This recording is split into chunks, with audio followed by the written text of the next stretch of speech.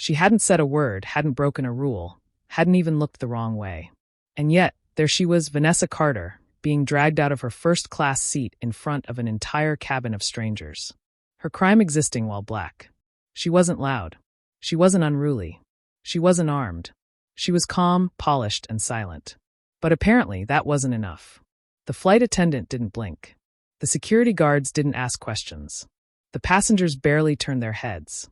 One moment, Vanessa was fastening her seat belt in 1A. The next, she was being escorted down the narrow aisle like she was a threat to national security. But what no one knew, not the gate agent, not the crew, not even the man who tosses trash like she was a waitress, was who she really was. Because this wasn't just about a seat. It was about the chasm between prejudice and privilege. It was about what happens when the very system that tries to erase you ends up depending on you for its survival.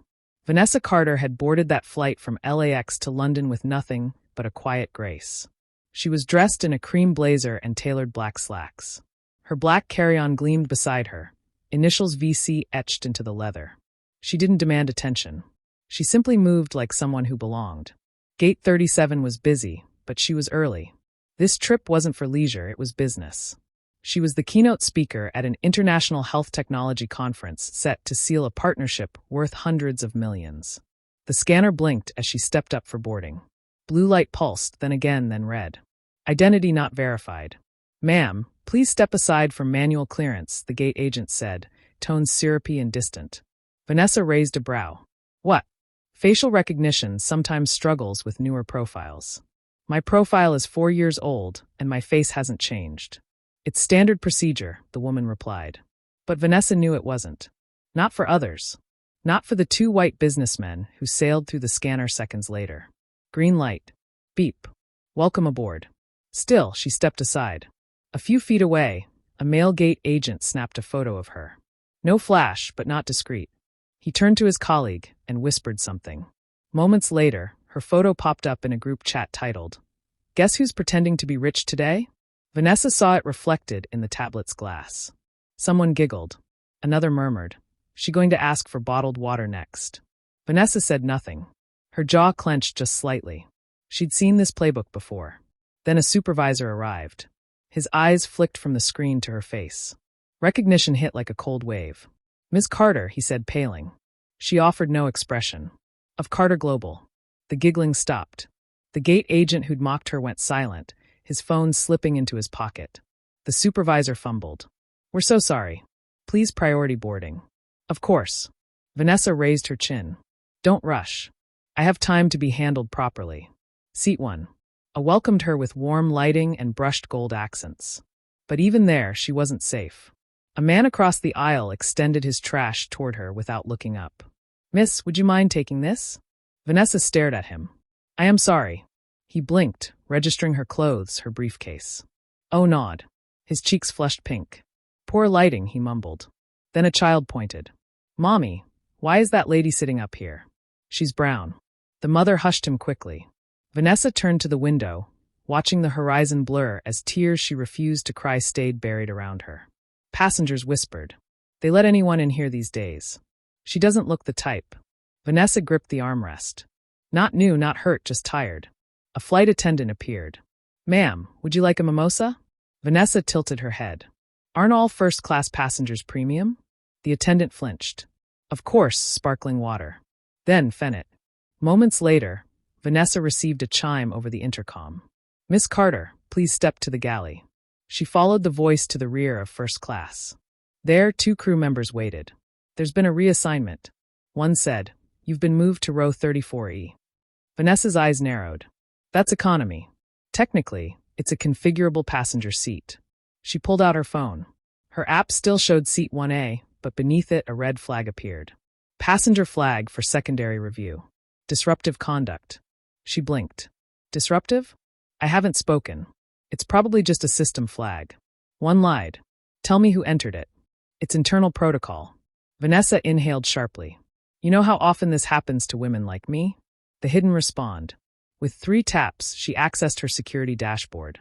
The flag had been manually in a read-by internal crew chat. She opened a secure line. Immediate misuse of internal flag system. Request protocol trace. Flight 204. Then she turned. I'm returning to my seat. Miss Carter, that's not unless you plan to restrain me. I suggest you let me walk. She passed through the cabin again. Silence clung to every aisle. Eyes followed her like she was radioactive. She's making a race thing. Not hey. Back in her seat, she resumed reviewing her presentation slides. Hands shaking just enough to betray her fury. Then came Brita, younger attendant with a smug grin and a live-streaming phone just low enough to be sneaky. She snuck into first. Brit whispered to her stream. Affirmative action on full display. Hearts, laughing emojis. Vanessa didn't flinch. She recorded the URL, stored it in a secure cloud, and waited. 2 rows ahead. A man in a pinstriped suit recognized her. That's Vanessa Carter, he whispered. The AI medicine keynote. I saw her at the Equity Summit, his assistant added. She saved the Alzheimer's trial. The man stood. Why is she being treated like this? Rachel returned, tone clipped. We have identity concerns. She's a global innovator. You're accusing her of fraud until we confirm that woman is your keynote speaker for a conference sponsored by your own airline. Rachel went pale. I wasn't aware. She's already recorded your staff mocking her. Rachel bolted. A minute later, uniformed security arrived. Ma'am, we need you to come with us. Vanessa stood calm, collected. She handed her tablet to the man across the aisle. Hold this. No one stopped her. No one asked why. As she stepped onto the jet bridge, she heard the doors lock behind her. Then the officers' radios went silent. Vanessa watched as the terminal slowed. Radios dimmed. Screens blinked out. This wasn't random. This was her protocol. A woman slipped her a note. They know who you are and they're scared. An executive stormed out. Miss Carter, it's Doctor. Of course, Dr. Carter. You'll speak here in public. An anonymous tip flagged your ID. A lie. I built your system. I funded your AI compliance infrastructure. Silence. Emails. Ping her phone. System override. Legal review. Ops rerouted to Carter Institute. Another manager approached. We're offering you a resolution. Business class compensation. You removed me, humiliated me, then offered silence money. It's the simplest way forward. For who? An alert buzzed her phone. Elite status revoked. Flagged as reputational liability. She held up the phone. So this is how you erase someone. Security protocol, the manager mumbled. Reinstate my seat. Retract your report. Issue a public correction. That requires higher approval. You had the power to delete me without approval.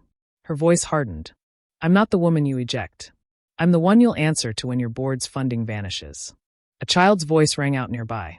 Mom, that's her. That's the doctor who saved Dad. Gasps rippled. Phones lit up. Vanessa turned. Dialed her command line.